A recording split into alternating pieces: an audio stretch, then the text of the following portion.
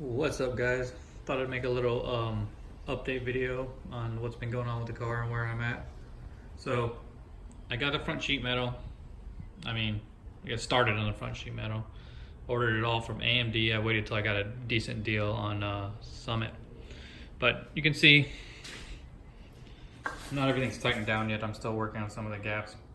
But honestly, it's not that bad. I was really trying to get these gaps decent.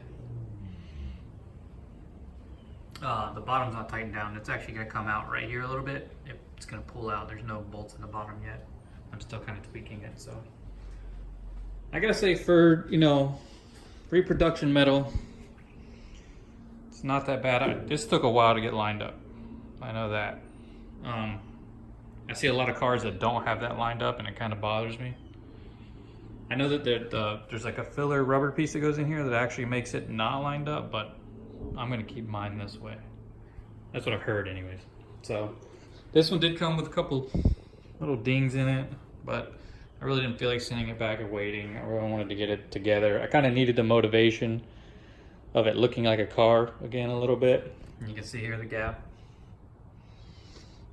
Not terrible.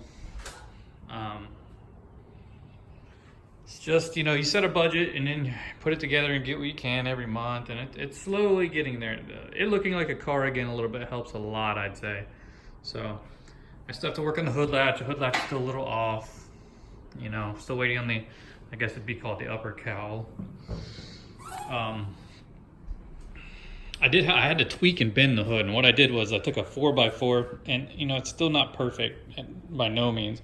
I took a 4x4 and just kind of stuck it in here, and then over there I would kind of push down on the hood, tweak the hood, and then close the hood again, see where I was at.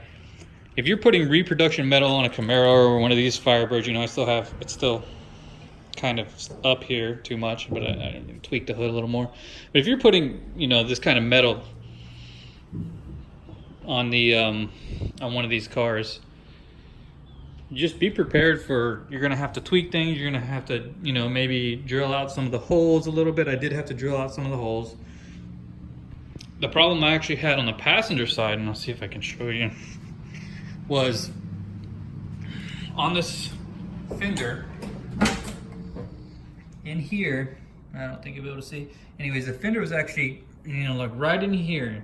The fender stuck out too much where I guess they stamped it together and welded it, so I had to grind some of this off right here. And you can see on the other fender it wasn't like that. They just kind of stamp it a little bit off, and it makes it a little bit of a nightmare for you. This is still just a little low here. I'm gonna get in here and pull this out a little bit, flatten it out. But the body lines seem to be pretty good. All that paint and stuff's coming off, and it's hard to tell in this garage, and you really need to roll the car out and be able to look down the side of it and from a little further away and stuff to be able to really tell if that's where I want them. This one's actually going to move up. Right here is going to move up just a tiny bit as I tighten the bottom down. And when you're real close, it kind of does look like it needs to come up. And you're talking a very tiny amount. And I measured these out, and these are less than like a 5mm gap, which I'm kind of okay with. I actually think it looks better. So, and I may pull this out a little, open this gap up just a smidgen, and then maybe open this one up a little bit more too, just to try to get it more uniform. The hood needs to be bent up a little bit here, but honestly, I'm not super worried about it. This car's not getting painted anytime soon or anything like that. I have plenty of time. I still need so many parts. Obviously, I still need a motor and all that. I still need so many parts that right now I'm not worried about it. Right now, it's just a matter of kind of gathering parts and putting things together. Next things I'm gonna start ordering are the brackets for the bumper. I don't have them, and they're different for 69s, I found out, and I can't seem to find a set for a 68 online anywhere, so I'm gonna have to source these. I did find one used set, but I don't know yet if I'm gonna get those or not.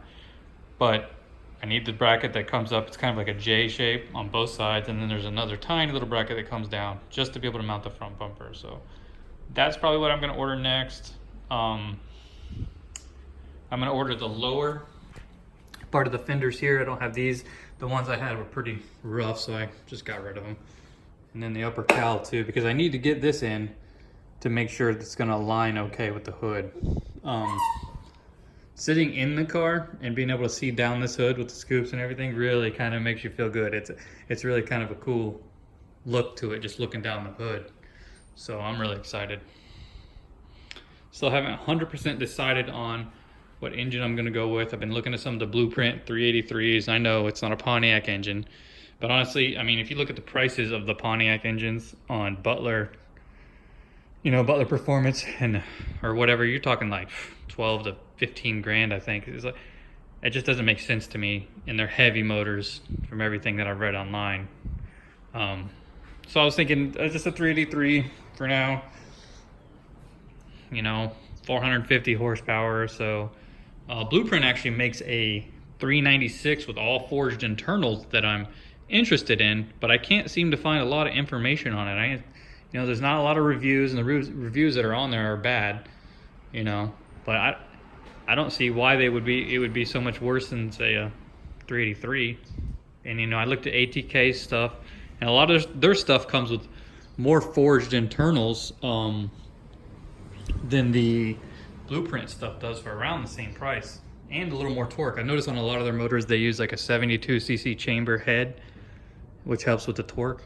So I don't know. I haven't figured out yet. I've narrowed it down to a few motors, but if you guys have any suggestions or, you know, first-hand experience with any of these motors, let me know. So that's all. I just wanted to give you guys an update. So